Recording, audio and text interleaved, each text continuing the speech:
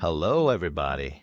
The Warriors pull off a huge comeback victory in Brooklyn thanks to Jimmy Butler stabilizing the team as usual. Steve Kerr said the coaches were working harder to put in situations he likes where he can be assertive. And in Brooklyn, the Warriors customized this old play for Jimmy Butler called WTF, which stands for, of course, what the fork. Butler for the lead.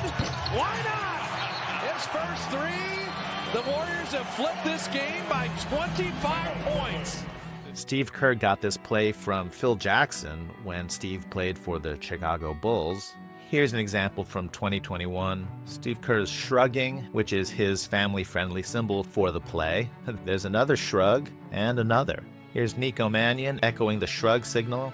You might remember Nico Mannion was an early experimental prototype for Brandon Pajemski. There's Damian Lee also shrugging. The play is a sidelines out of bounds play. There's an inbound, and then the ball swings across to the top. Mannion is supposed to set a back screen and gets this pin down screen.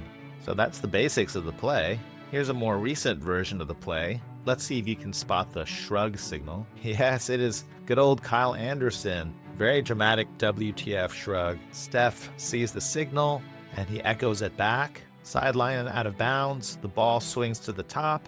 Steph sets a back screen for Wiggins. And if that doesn't work, Steph will get this pin down screen. But this works like gangbusters. Steph gets solid contact on Wiggins' defender, and Wiggins goes free to the basket. So let's return to modern day Brooklyn. If you know what to look for, you can see the play signal. Is Quentin Post bringing his arms down from shrugging, and Pat Spencer also shrugging. All right, so everyone is suitably outraged for the play. Inbounds to Quentin Post. The ball's going to swing to the top. In the meantime, Jimmy Butler sets this back screen for Pat Spencer.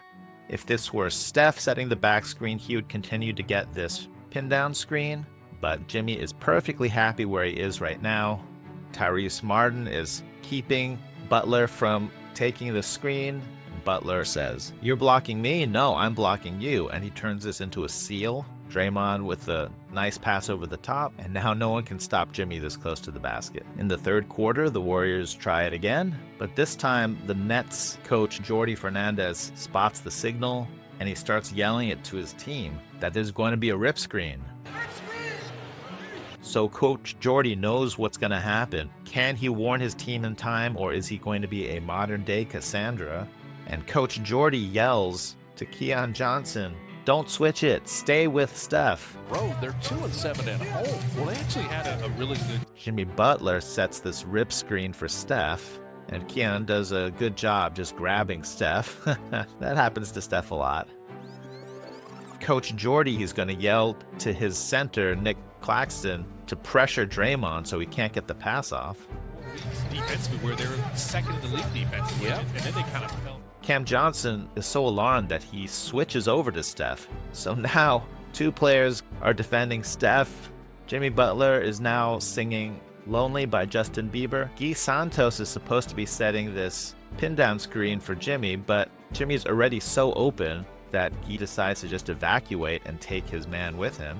Draymond sees all, throws it to the open Jimmy, and Jimmy has enough time to have an existential crisis here. What's the point of taking the shot if the universe is going to end in heat, death, entropy? Bang! In your face, entropy. Road, they're 2-7 at home. Well, they actually had a really good stretch for like 4 weeks defensively, where they were second in the league defensively, and then they kind of fell back off. Jimmy Butler for the lead. Why not? His first three. The Warriors have flipped this game by 25 points. Okay, then the Warriors pull it out again in the fourth quarter. Jimmy leading the charge with Steph on the bench. They signal "what the fork," and Coach Jordi Fernandez is right on it, and he starts screaming to his team, "Rip screen, rip screen. They're on rip, rip." Looking for all the smoke. So now, Buddy Hield will sub out and Moody in. Okay, here's your final chance to see if you got the play down. This is the sideline out of bounds play, WTF. Where does the ball go, and what happens?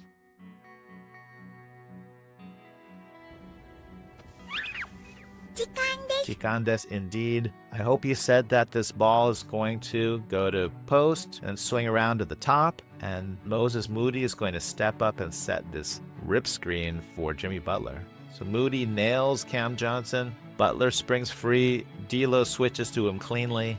That part went well. But this is a tough cover for D'Lo, and he reverse hugs by wrapping his arms around Jimmy behind him. And then Jimmy says, "What, you hugging me? No, I hug you." And he keeps his right arm to hold D'Lo's right arm in place. Draymond with the pass over, and Jimmy is still hooking D'Lo's arm, but he makes quite a one-arm catch. And while he's wrestling with D'Lo with one arm, he twirls the ball in with his other. He's looking for all the smoke. So now, Buddy Hield will sub out, and Moody in. Is Jimmy Butler essentially your point guard here, along with Draymond. Throw it to Butler. Let's wrap up with a quick celebration audit. Jimmy flips in the basket. Steph is first off the bench, flashing the and one signal. Very nice. Pat Spencer's doing the two-handed and one dips with the Karate Kid crane kick. Very elegant and inventive. Kevin Knox flashing the subtle and one dip. Very demure, very mindful. I like how Pat Spencer has segued his and one dips into two bicep flexes, symbol of how Jimmy Butler powered through the contact. And Trayce Jackson Davis coming in with the one-handed bicep flex. Very powerful, and Trayce is a lot bigger than Pat Spencer, so I guess he can generate the same amount of force with one arm. That's just biophysics. And finally, Steph, I like how he transformed his double and ones into his impersonation of Jimmy Butler, holding off the defender with his left arm and scooping it with his right arm. Very evocative. And thank you, Steph, for reminding us that the heart of a good celebration, as always, is mime. If you enjoyed this video, please like and subscribe. It really helps the channel. And if you didn't enjoy this video, I promise I'll do better next time. Phil, in Chicago, we had an out-of-bounds play called What the Fuck? And, you know, you get to Chicago and Phil says, all right, let's run What the Fuck? And you know, we're all like, why would they call a play What the Fuck? So one day, you know, once I felt comfortable enough, I said, Phil, why do you call the play What the Fuck? And he says, well, because Red Holtzman was my coach in New York, and one game, at the end of the game, he pulled us aside and he goes, all right, guys, what the fuck? Let's just run this. And he drew up this play, and it worked. And so for the rest of that year, the Knicks called that play What the Fuck? Okay. So that was like 72. We call that play What the Fuck right now with the Warriors in 2024.